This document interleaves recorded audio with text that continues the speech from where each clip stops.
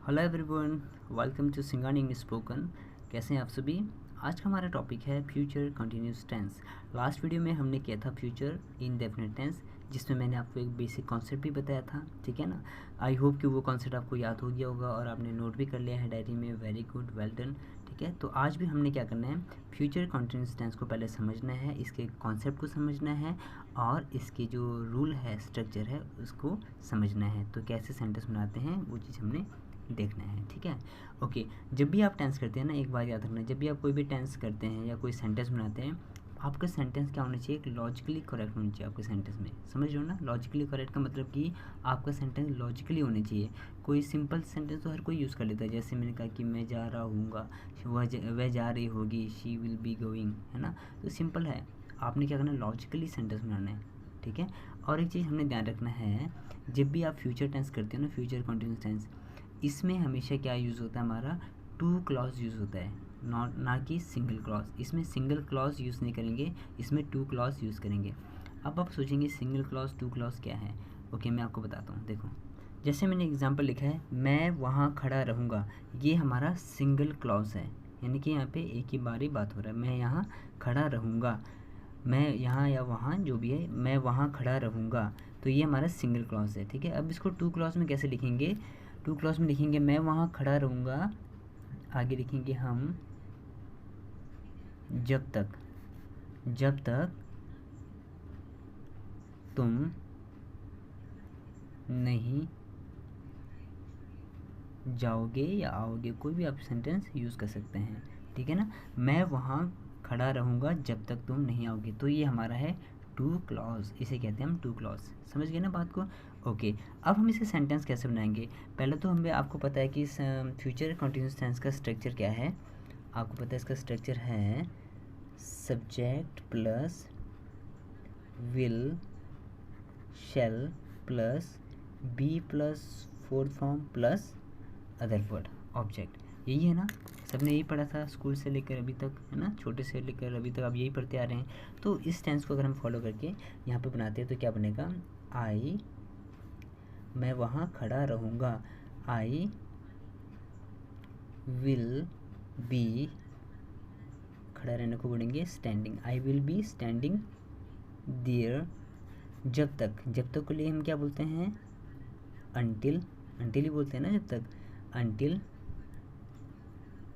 You will not go, जब तक तुम नहीं जाओगे। तो इस सेंटेंस के या फिर इस स्ट्रक्चर के अकॉर्डिंग तो हमारा ये बन रहा है सेंटेंस। तो जो हमारा सेंटेंस बना है ये हमारा बिल्कुल ही गलत है।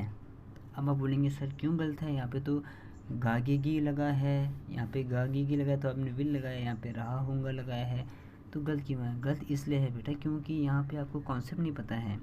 अगर इस तरह का जो क्वेश्चन अगर आपके एग्ज़ाम में आता है, एसएससी के एग्ज़ाम में या फिर पोस्ट ऑफिस के एग्ज़ाम में आता है, या बैंक के एग्ज़ाम में फॉर्म भरते हैं एग्ज़ाम में आता है इस तरह क्वेश्चन, ऐसे ही क्वेश्चन आते हैं वहाँ पे भी, ठीक है। तो अगर ऐसा क्वेश्चन आता है तो आप क्या करते हैं, वहाँ पे गलत कर लेते हो, इस वजह से आपका जो पेपर है क्लियर नहीं कर पाते हो आप, ठीक है ना, क्योंकि आपको कॉन्सेप्ट नहीं पता है। कॉन्सेप्ट को समझना बहुत ज़रूरी है।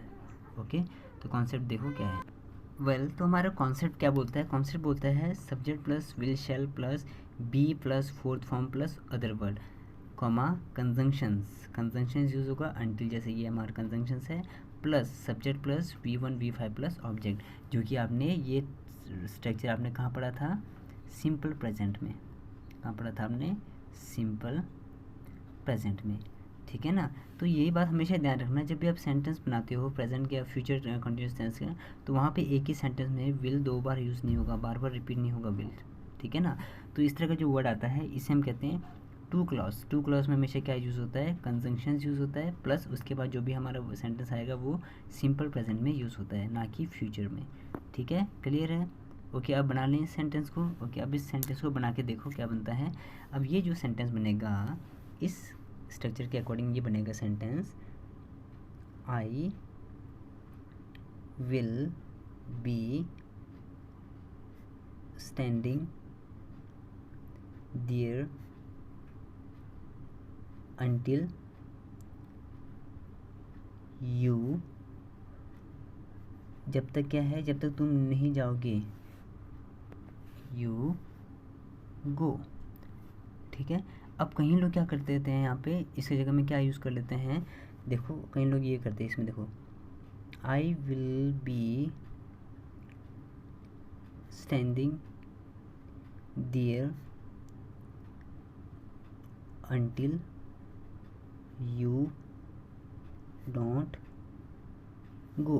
ठीक है, तो एक बात हमेशा रखना, याद रखना भाइयों, देखो जब भी आप until लगाते हो ना, until के साथ कभी भी do not या does not कभी भी यूज़ नहीं होता है, इसीलिए ये सेंटेंस गलत होगा, ये वाला बिल्कुल सही होगा। ठीक है, ध्यान रखना आपने, समझ आ रहा है। और विल के साथ हमेशा, विल के साथ कभी 2 बार विल यहाँ पे यूज़ नहीं होगा। ठीक है, ऑलराइट, गुड, ओके। तो आप देखो क्या करना है, एक कॉन्सेप्ट में यहाँ पे एक डायग्राम बना रहा हूँ, ठीक है, स्ट्रक्चर बना रहा हूँ, उसको हमने समझना है, स्क्रीनशॉट ले लेना है और नोट करना है डायरी में। देखो जैसे आपने कुछ वर्ड बोला, जैसे you will be, you will be क्या बोलेंगे, डांसिंग बोलते हैं आप, है ना। यू विल बी प्लेइंग बोलते हैं, यू विल बी सिंगिंग बोलते हैं, and you will be sleeping. इतना ही वर्ड बोलते हो आप, है ना, इतना इंग्लिश बोल देते हो, ओके वेरी गुड। इससे ज़्यादा भी बोलते हो, वेरी गुड।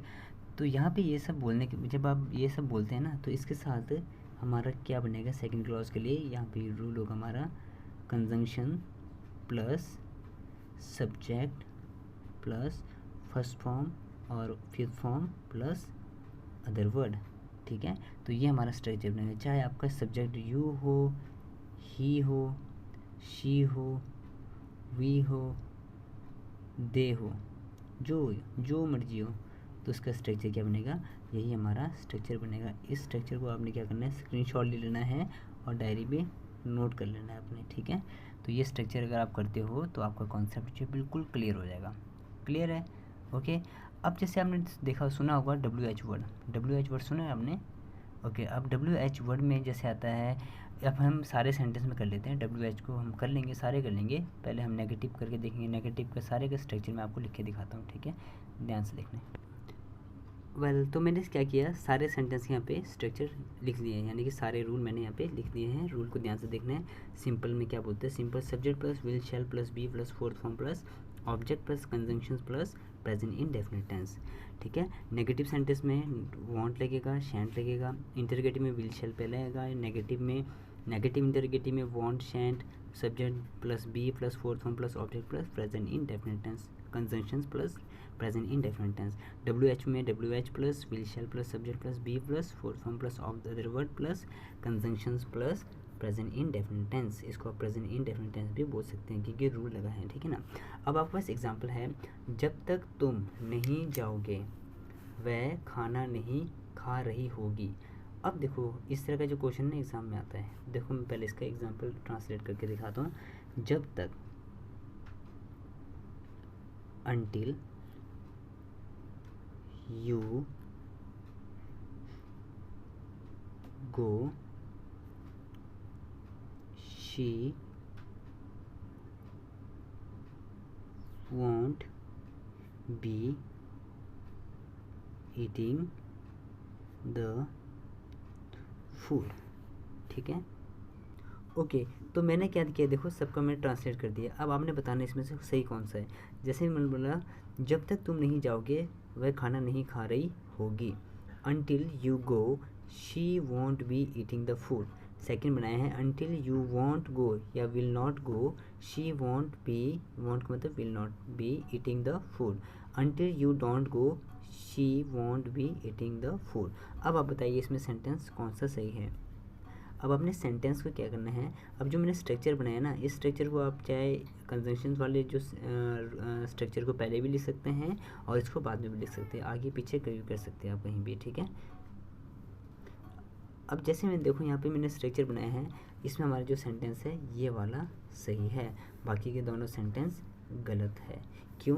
क्योंकि मैंने आपको बताया था अनटिल के साथ कभी भी वांट या विल शैल कभी यूज़ नहीं होता है, और अनटिल के साथ कभी भी डू नॉट डज नॉट का यूज़ कभी नहीं होता है। तो इस वजह से ये दोनों क्या होगा, गलत होगा, और हमारा सेंटेंस ये वाला सही है। तो इस तरह से आपका जो एग्ज़ाम आता है SSC बैंक का या फिर पोस्ट ऑफिस, तो और या फिर कोई भी जो भी आप एग्ज़ाम देते हैं गवर्नमेंट जॉब के लिए, तो वहाँ पे इस तरह का क्वेश्चन आता है, उसमें आपने चॉइस करना पड़ता है कौन सा सही है सेंटेंस। ठीक है, क्लियर है। आई होप कि आपको ये सब समझ आ गया होगा।